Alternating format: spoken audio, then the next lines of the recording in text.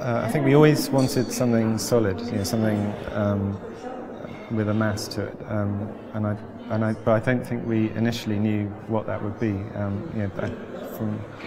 I can see the competition images. Then it was, there was a sort of material that had some substance to it, but you couldn't quite tell whether it was concrete or render or brickwork or anything like that. But it was something like that, and then as we, if I remember correctly, it was quite stone-coloured. Yeah, it was a lighter. It was a much lighter building. Yeah, limestoney, sort of. Yes, yeah. And I think when we developed it, then we were looking at material that could sit easily in the water. That was one of the big considerations. We wanted it to be monolithic. We were very keen that it should be single material as far as possible, that went everywhere, so that it just concentrates the form. It concentrates your mind on the form rather than any detail to it. Mm-hmm. We always wanted to familiarise it slightly, to make it slightly different from what you normally find with as a concrete building. It's all in situ. And it's all in situ. Wow. For me, the colour was a kind of obvious choice. And it was really? Not obviously, perhaps with a bit of benefit of hindsight. Yeah. There's so that sort of the moorland around here, the sort of dark stone. And Well, it's an industrial estate, and as far as we're aware, it's been one for about 1,200 years. And it wouldn't have made sense for it to be in glistening white marble with all these industrial buildings around. It just sits in its context. The galleries were all designed so that they could be used as temporary or permanent. I think.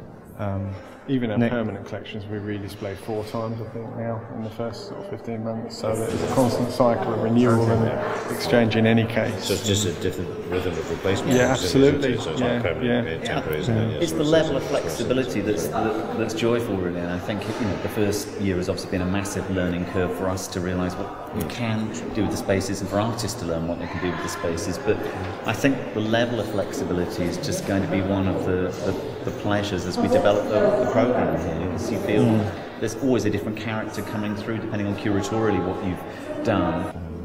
And the idea of the sloping ceiling again is this to sort of break up the box, basically, is that right as well? Yeah, it's sort of partly because it's tied to the outside skin. It's partly what the outside should look like, and it's partly just giving an atmosphere to. No, so some much nicer galleries, I think, much nicer. Something very depressing about that flat, suspended ceiling type thing you get normally, isn't it? We work with Arab lighting because the windows obviously cause a bit of a issue. I like it.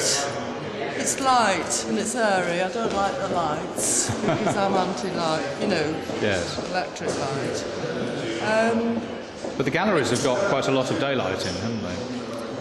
Yes. We're seeing it on the possibly the worst possible day. It's a very grey day. No, but that shouldn't make any difference. The weather outside, in fact, it should sort of enhance the building, shouldn't it? With Ruskin that said there's no such thing as bad weather, there's just weather. And you don't have to apologise for enjoying looking out of the window. And I think with the amount of natural light that comes into the spaces and a completely different inflection you get on a day like today, as opposed to, apparently the sun does shine occasionally, you get a gloriously different atmosphere. The gallery's closed. I mean, my big bugbear of the new galleries I've seen over the last decade or so is they do feel like hermetically sealed boxes. There's barely any natural light coming in. I do think that natural light coming in is just a crucial part of having an aesthetic experience. Funding comes from... got funding from a variety of sources. And, as you can imagine, the capital funding was a complete potpourri of different major capital funders, obviously. But our main funding comes from the local authority, Wakefield Council, who are the primary funder, and then the Arts Council come with a significant chunk to complement that. And we do quite a bit of self-generated fundraising and earned income.